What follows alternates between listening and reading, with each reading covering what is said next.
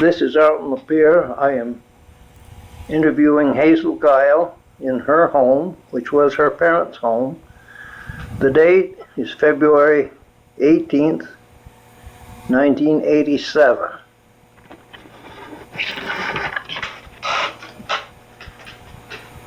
I'm Hazel Giles, Hope, and I was born in Greensboro Bend, July 12, 1897, at the home place, which was the hardware store in Greensboro Bend.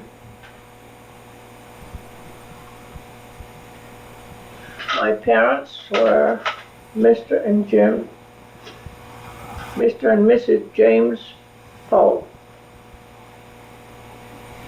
My father was born in England and came over here as a little boy. Here we go. I went to school here at the Bend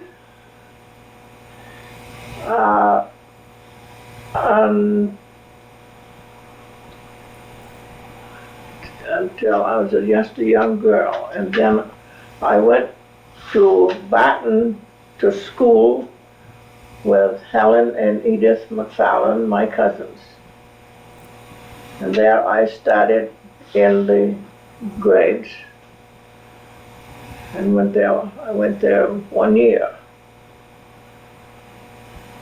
And I was homesick, so they changed and sent me to St. Johnsbury. And I stayed there only a short time. 2 weeks with one aunt, and 2 weeks with another one that lived there. Then Mrs. Daniels thought I would be happier to go to school down to Morrisville, where their sons went, because the lady there had a lot of young people that she boarded and roomed. So I went to Morrisville in the 8th and 9th grades. At that time we had 9 grades, not just 7 and 8. And then I finished the 4 years at the Old People's Academy and graduated in 1917. Then I came home, and the next fall I went to Lowell, Massachusetts, to a business college. I graduated from there as a teacher, and I taught in Concord, New Hampshire, in a business college. What was the name of the college? Do you remember? I don't know. You don't remember. Then from there I went to Watertown, New York, and taught there in a business college. Do you remember the name of that one? No. Can't even remember how many years I was there. Then I decided that it would be more fun to teach in a high school than a college, because the college people were always older, some of them older than I was myself. So I came back here and I went to Hardwick Academy in Hardwick, and I stayed there from September until December, living with my parents. They were going to Florida. What year was that, Hazel? Do you remember that? I don't even remember that. They were going to Florida, so I asked if I could leave, if they could find someone to take my place. And so I could go to Florida with my father and mother, which I did. And we was in Tampa, Florida for the winter. Then the next fall, I went to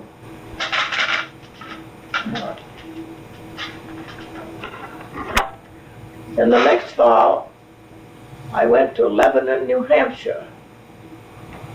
Got a position there in the high school business education, and I was taught there for 3 years. And that is where I met my husband, and we were married, and came back here as my father wanted us to go into business with him, the hardware store.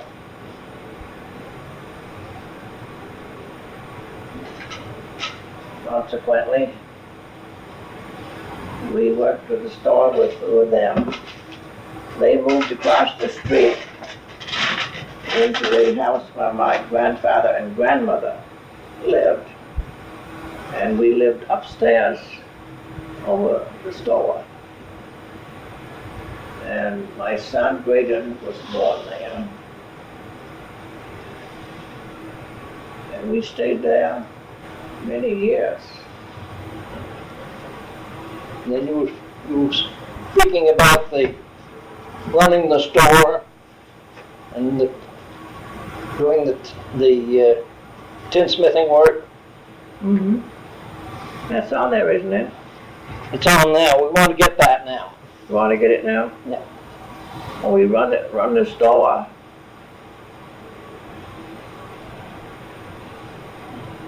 Well, they said Tom Hoskins was in the workshop. We run the hardware store about 35 to 40 years. With Tom Hoskins in the shop where he made the tin pans, dippers, and different things like that, and the sugar tools. And in the store we sold hardware, crockery, furniture. Tom actually had to cut out the parts and solder them together. Yeah, oh yeah, he had got the tin and he did all the cutting, and we had machines out there that did different things, you know, to that, and then he soldered them and got them placed and put them on the shelf in the store. Always had a lot of tin things that you sold in the store, as well as crockery and the other things, you know. Yeah. What about the businesses in town? Then beside us was another building of the Davises grocery store. It was run by George Davis and his son Warner, which run for many years. Then we had the railroad station, which was always very busy above us. And going above that, way back, there was a big store up where the post office is now, which was called Salmon Store. And the post office was in that store. And then they had groceries, and Mrs. Salmon had a little store of ladies' furnishings and a millinery shop. Then above that we had Collins's store. The milliner shop was separate from the big store. No, it's all in the same All building. in the same All building. in the same building.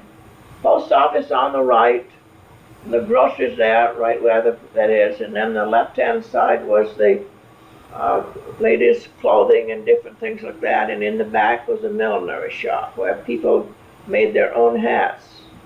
Again, in our store, in the back part at one time, my mother had a millinery shop. She made hats over there. And going beyond Salmon Store, there was Collins's store, but that was later. In the Salmon Store, which was way back, they had a hall upstairs that they used to have dances in. Then that building burned. And then they built a little building there that was rented to a man and lady that worked in the creamery during the time that the Davises had their grocery store. They built another building just before you come to the tracks that they rented. And at one time there was a bakery there. And Irving Bullard did the baking. And the front part was like a store where you could go there and buy food. And that was run by Mary Barber. Oh, Then, later on in years, they built a creamery there, which ran for a few years. Then there was a station, and then at one time, a building beyond the station on the left-hand side, there was a creamery there. Then we go back up to Salmon's store. And that burned, and they put another small building there. And that man worked in the creamery down below. Then that goes up. After that burned, then the Collins store, which is still there now, he took on the same thing as the Salmon store. The post office and the groceries in that store. Then the feed store was across the street from that. I've forgotten who run it. I should know. Amsden ran it the first I remember. Who? Amsden? I guess it was the Amsteds. Were they The Amsteds lived up the street a little ways where we're going now. They lived on the right-hand side. Then on the left side, on the right-hand side, you go up a little further and there's the Methodist church. It's been there for many years. Then across from the Methodist church, there was a big hotel where they had horses and sleighs and wagons that they rented to people because we didn't have cars at that time. And then across from that, on the opposite side, a little bit further up, there was another great big building. All the buildings were just about the same size, just great big buildings. Yeah. And they had a dance hall and a stage where they had plays. And at one time we had movies there. And I played the piano and Irving Bullard the drums. But you couldn't, they weren't talking. You just had to guess what was going on.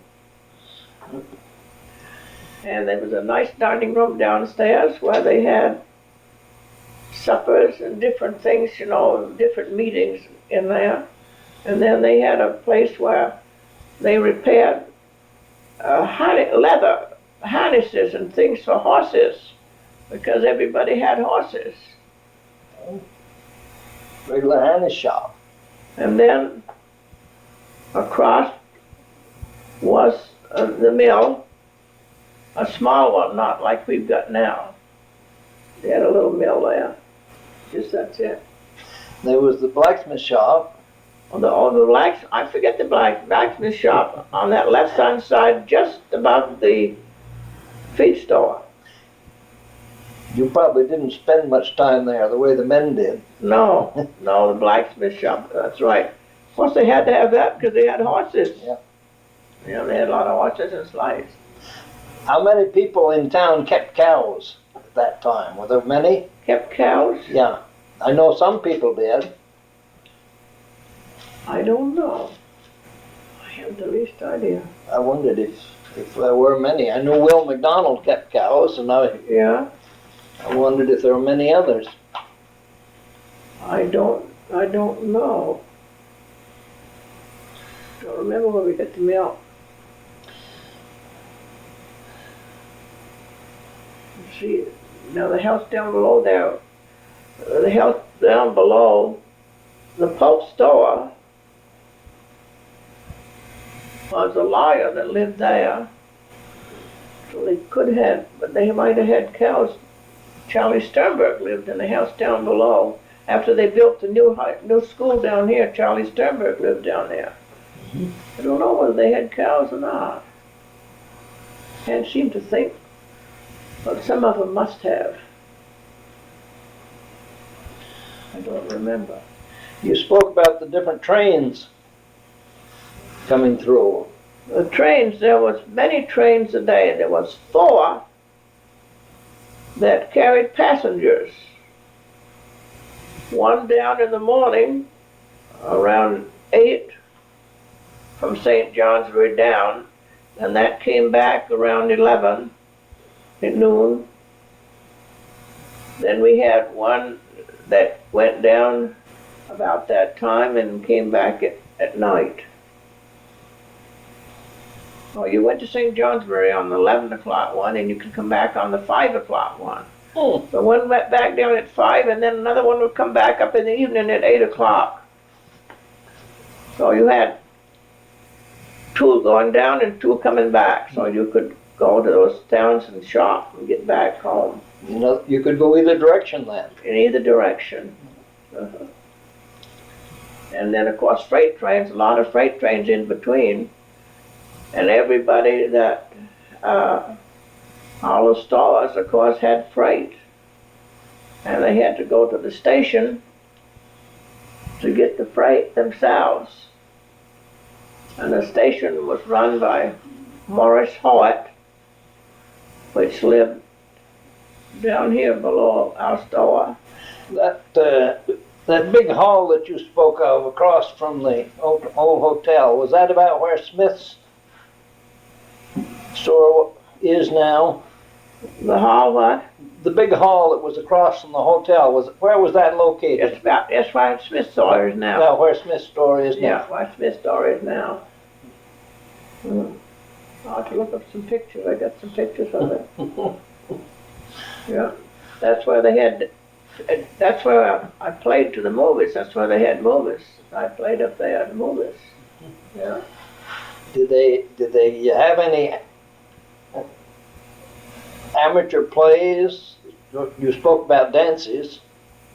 They had dances. The plays were something that people would put on themselves, you know, around here. Oh.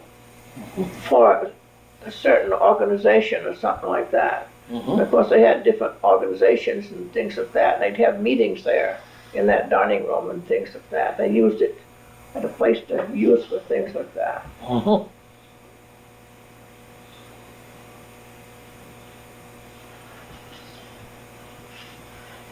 What about town government? I don't know much about that. What do you mean? Well, what about town meetings or? Well, the town meetings was up to Greensboro, of course. Mm-hmm. Every year. And we had to go from here up there, of course, to town meetings. And they used to come down here. I don't think there were certain ones that always went. Certain ones that always went and had quite a lot to do with town meeting. The younger people didn't always seem to be. Dick Thompson was the town meeting every year, and anything was suggested, he was always the first one that got up and spoke. Dick Thompson. Remember that? Yeah. I always used to go. Mm-hmm. Well, there were several from town that were in town office up there, weren't there? Oh yes. One time Uncle George Davis was one that always was in quite a lot. And then of course Warner had been. Used to be quite a lot of people down here that was at one time. In fact, I've been up there to something, I don't know, I've been to something, I don't know, just more like the cemetery thing, I guess, that I was in a long time, used to go up there. Mm-hmm. Yeah. Of course, they didn't have a high school there when I went to school. Well, my son went to Greensboro High School, graduated from the Greensboro High School. When I went to to school down to Morrisville.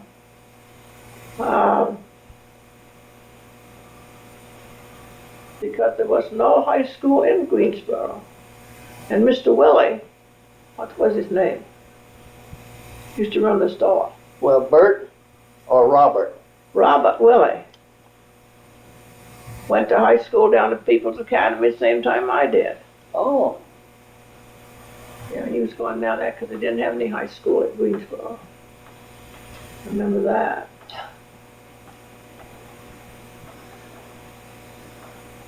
I should know what year they built the high school, but I'm not just sure.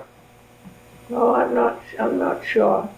But I know Graydon went to that high school. Yeah. You know what year he graduated there?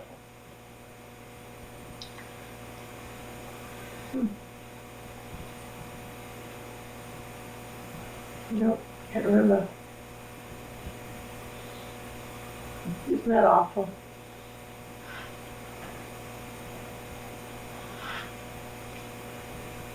No, remember. Look at all those pictures. Mrs. Eston used to teach down here a lot. I've probably been by Mrs. Eston.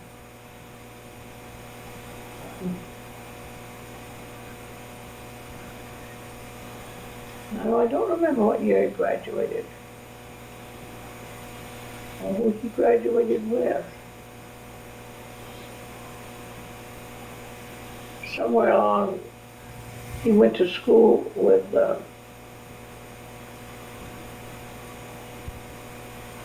Willie's daughter. Oh, Who, you know what I mean? Phyllis? Yeah, Phyllis. Yeah, they went to school together.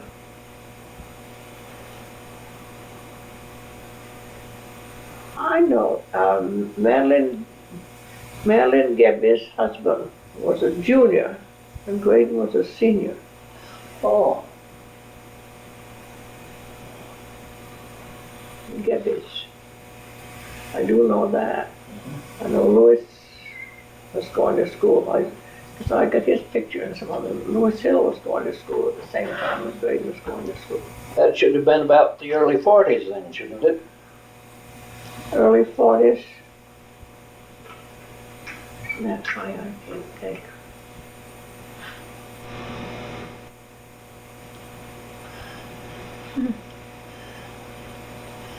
I should have looked a lot of dates up when you get down here. Well, it isn't that important.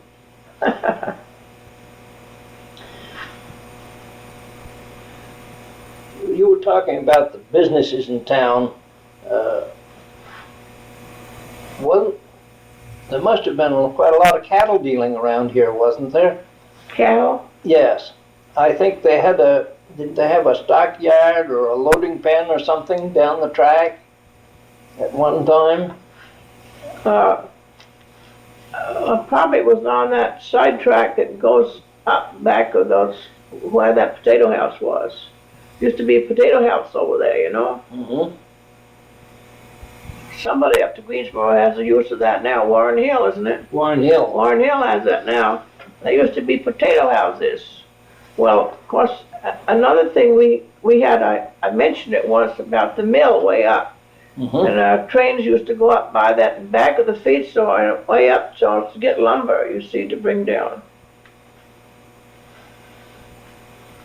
To get it back on the trains to send it different places. Of course, that's all gone now. That's all gone, yeah. No track going up there now. Feed store's still there. Well, there used to be some sheds of some kind along there before they put the potato houses in too. At one time, I think It was a creamery. there was a blacksmith shop there. I don't remember that. The blacksmith shop is way up the other side of the feed store. Yeah, but didn't after that one closed, didn't was it a courier? I don't remember that. And then Barrington's had had a grain storage there too, didn't they, on that spur? Don't remember that. See, I was gone an awful lot there for a certain length of time. Oh, might have been during that See, time. I was gone. I wasn't home too much from the time I got out of, till I got married and come back here. You see, all those years I was gone. Mhm. Yeah, a long time. Well, probably that's the space in there then, because I keep thinking Yeah, about that's this. changed an awful lot. There's been different things in there, buildings and different people, then it closed in and it's something else. Mhm. I do remember the creamery just above the station. They had a creamery there at one time. Yeah. And that closed down and the creamery come on the other side. Mhm.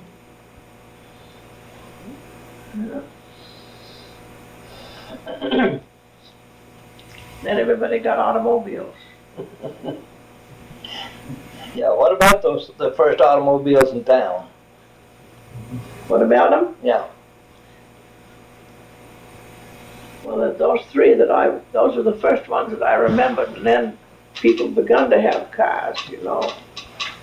And they was quite different from today's.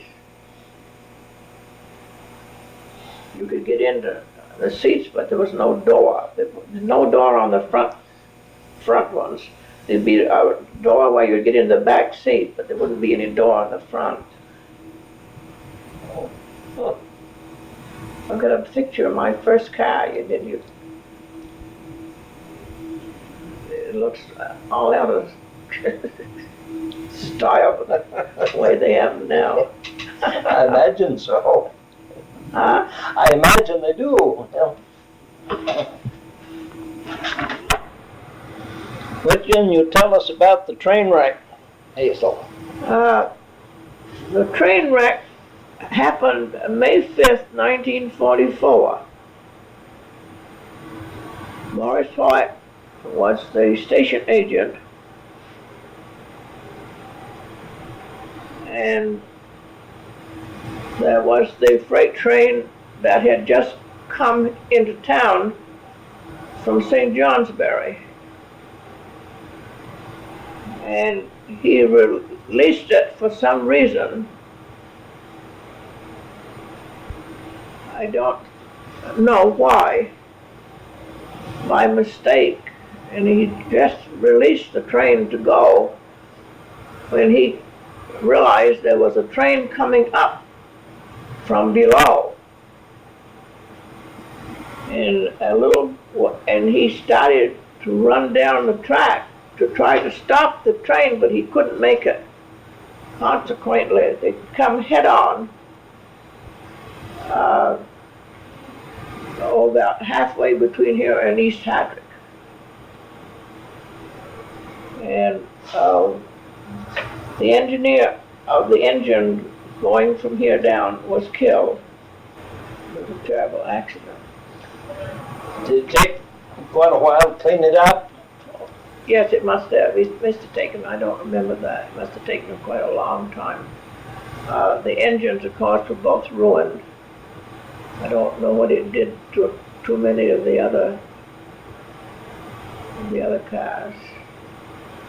It's told here somewhere something about milk being sent from the creamery in East Hadrick. So one car was full of milk. Oh. One car was full of milk. It was coming up from the Hadrick area.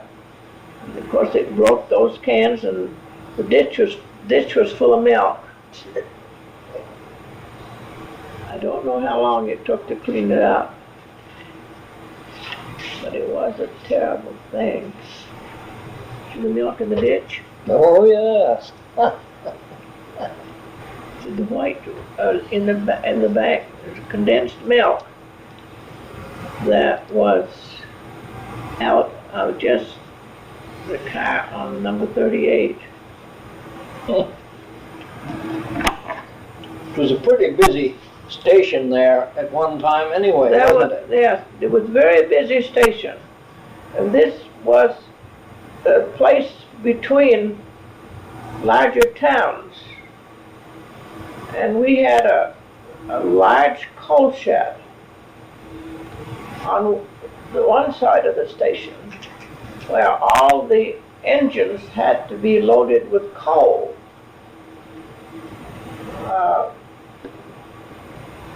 And then on the left-hand side of the station was the water tank where they got the water. So all the cars and station engines had to go from one place to another and one track to another to get filled up before they could go on. Gus Daniels was the one that did the coal shed.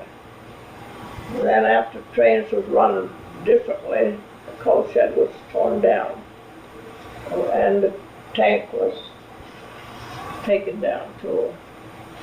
But it made we had so many side tracks that trains could go on, you know, it made a very busy place here with trains. Did they turn many trains around here? They had the Y so they could. I wondered if they did turn many around. Well, yes, they did. Not so many, but they still turn them around. We still have the tracks today, and they'll come over here, especially when they're having these rides and different things.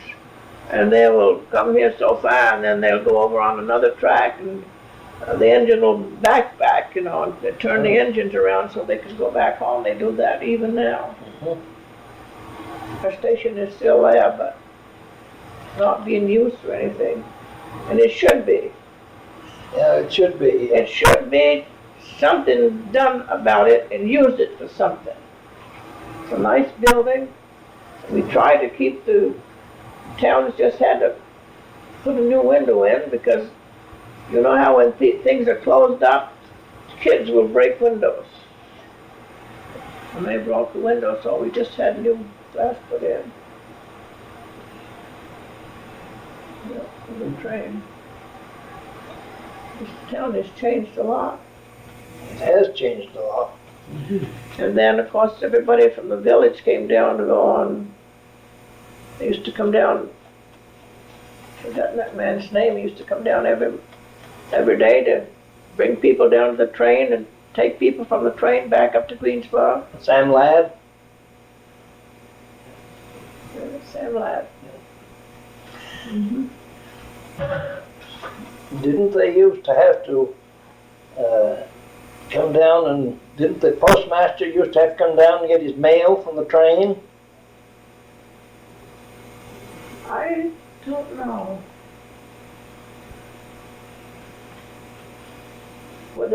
Did Sam Ladd pick up the? I don't know whether Sam Ladd picked up the mail or not. I really don't know about that. Well, I can remember, of course, that. Well, I guess that Herb Dunbar used to meet the train and take the mail for Greensboro. I imagine they did. I imagine they come down. Oh, you mean for our post office? Yeah. Oh, yes, I should imagine they had to come down to get the mail. Almost seems to me that Irving Bullard used to have a little handcart that he came down and picked the mail up. I guess he did. And picked the mail up to take up to the post office. I was thinking so. Yeah, without a doubt. And somebody had to come down and get the mail. It goes back up to Greensboro Village. I wonder how they got by in the wintertime. They didn't have plows like they have now. What about the wintertime in Greensboro Bend years ago? Well, they had a roller, a great big roller made out of wood, and a seat up high on it, and they used to drive it with horses and just simply flatten the snow down. They rolled it through the roads. It was as wide as the road. They'd go through town and flatten the snow down, and you didn't have cars going at that time, and you had horses and sleighs and rode on top of it, I guess. Do you remember who did the rolling? Have you any idea? No. Whoever worked up to Greensboro did that. Oh, the roller came down from Greensboro to do it? Yeah. Oh. Yeah. Just like the plows are today. I don't know where they come from. We got a plow, but I don't know where they keep them. Don't they keep them up the village somewhere? Yeah. Yeah. I don't know where.